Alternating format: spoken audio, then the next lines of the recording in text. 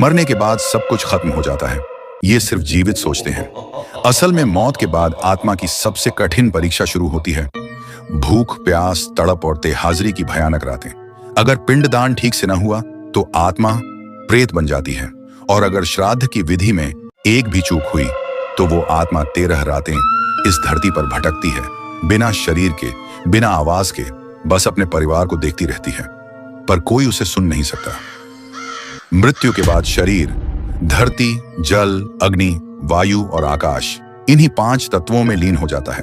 पर आत्मा इस मिट्टी के शरीर को छोड़ देती है, लेकिन पूरी तरह मुक्त नहीं होती। आत्मा 3 अवस्थाओं से गुजरती है, प्रेत, पितृ और देव। लेकिन जब पिंडदान नहीं होता, आत्मा प्रेत अवस्था में ही अटक जाती है, और वहीं से शुरू होता है अशांति का चक्र। इंसान के मरते के साथ ही आत्मा के पास एक और शरीर होता है, सूक्ष्म शरीर, जो दिखाई तो नहीं देता, पर उसी में होते हैं सभी पुराने संस्मरण, इच्छाएं, भावनाएं और कर्म। इसी सूक्ष्म शरीर के साथ आत्मा धरती पर 13 दिनों तक भटकती है, और यहीं से शुरू होता है एक रहस्यमय, अदृश्य लेकिन सच्चा सफर। मृत्यु के बाद पहले दिन से लेकर 13वें दिन तक जो पिंडदान किया जाता है, वो आत्मा के सूक्ष्म शरीर का निर्माण करता है। हर दिन का पिंड एक अंग बनाता है, धीरे धीरे, एक एक करके। पहले दिन का पिंड सिर और मस्तिष्क का निर्माण करता है। दूसरे दिन का पिंड आंखें और हृदय बनाता है।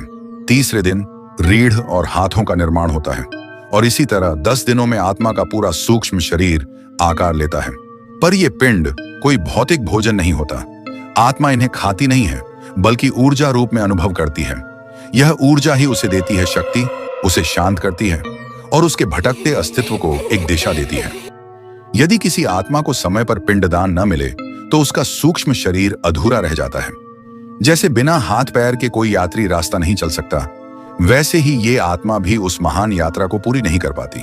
आत्मा की भूख, उसकी प्यास, उसकी अधूरी इच्छाएं धीरे धीरे उसे भटकाव की आग में झोंक देती हैं।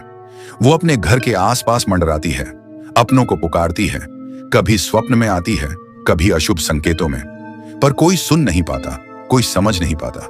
गरुड़ पुराण इस पीड़ा को कहता है महापीड़ा, एक ऐसी पीड़ा जो ना कह पाती है, ना सह पाती है। मृत्यु के बाद आत्मा तुरंत अगले जन्म में नहीं जाती। उसकी एक बीच की अवस्था होती है, ना पूरी तरह से मृत्यु और ना ही अगला जीवन। इसी अवस्था को कहा गया है प्रेत योनि, और आत्मा इन्हीं 13 दिनों में इसी प्रेत योनि में अपने घर के आसपास भटकती रहती है। यह एक अत्यंत पीड़ादायक स्थिति होती है। इस अवस्था में आत्मा को भूख लगती है, प्यास लगती है, लेकिन उसके पास शरीर नहीं होता जिससे वह खा पी सके। वह संसार के स्वादों को महसूस करना चाहती है, अपनों से मिलना चाहती है, अपनी अधूरी बातों को पूरा करना चाहती है, पर उसके पास कोई माध्यम नहीं होता। इस अवस्था में आत्मा को न तो शांति मिलती है, न चैन, बस एक भटकाव होता है। वो इधर उधर घूमती रहती है, कभी अपने घर के आसपास, कभी अपने किसी प्रिय के पास, कभी किसी विशेष स्थान पर जहां उसका मन अधिक जुड़ा था। ऐसी आत्माएं बार बार अपने पुराने जीवन की ओर खींचती हैं, क्योंकि उन्हें कुछ भी नया स्वीकार नहीं होता। गरुड़ पुराण के अनुसार मृत्यु के बाद आत्मा को शांति दिलाने के लिए श्राद्ध, पिंडदान और तर्पण जैसे संस्कार आवश्यक हैं। बिना इन क्रियाओं के आत्मा बंधी रह जाती है, अपने अतीत से, अपने दुखों से। ये कर्म आत्मा को तृप्ति देते हैं, उसकी भूख को शांत करते हैं, और उसे आगे की यात्रा पर ले जाने में सहायक होते हैं। यदि ये कर्म न किए जाएं, तो आत्मा लंबे समय तक प्रेत योनि में फंसी रह जाती है, और धीरे धीरे वह असंतुष्ट प्रेत बन जाती है, जो दूसरों को पीड़ा पहुंचाना शुरू कर देती है, या फिर हमेशा दुख और डर की छाया बनकर अपने परिवार के आसपास घूमती रहती है। प्रेत योनि कोई सजा नहीं है, बल्कि यह आत्मा की अधूरी यात्रा है। यह वही अवस्था है जहां आत्मा को सबसे ज्यादा जरूरत होती है प्रार्थना की, स्मरण की और तृप्ति की। प्रार्थना की शक्ति आत्मा को छू सकती है, चाहे वो कहीं भी हो। जब कोई उसका तर्पण करता है, श्राद्ध करता है, या एक बार भी उसे श्रद्धा से स्मरण करता है, तो उस आत्मा को शांति का स्पर्श मिलता है। वो अधूरी देह धीरे धीरे पूर्ण होती है, उसकी भूख शांत होती है, उसका रास्ता खुलता है। 10 दिन बाद जब आत्मा का सूक्ष्म शरीर बन जाता है, तो होता है एक विशेष संस्कार, जिसे 13वीं या श्राद्ध कहते हैं। उस दिन ब्राह्मणों को भोजन कराना, दान देना, यज्ञ करना, ये सब सिर्फ परंपरा नहीं है। ये सब उस आत्मा को तृप्त करने और यमदूतों के बुलावे की तैयारी है। श्राद्ध पूरा होने के साथ ही आत्मा मुस्कुराती है और कहती है, अब मुझे मुक्ति मिली, अब मैं शांति से जा सकता हूं। अब आती है तेहाजरी, आत्मा की पहली परीक्षा है। यह दिन तय करता है कि आत्मा यमलोक की यात्रा सफलतापूर्वक करेगी या कहीं प्रेतयोनि, नागलोक या पिशाच योनि में फंस जाएगी। इस दिन आत्मा को पहली बार दर्शन होते हैं यमदूतों के। न वो काले भूत होते हैं, न डरावने जिन्न। यमदूत वो होते हैं जो आत्मा को उसके कर्मों के अनुसार एक विशेष मार्ग पर ले जाने आते हैं।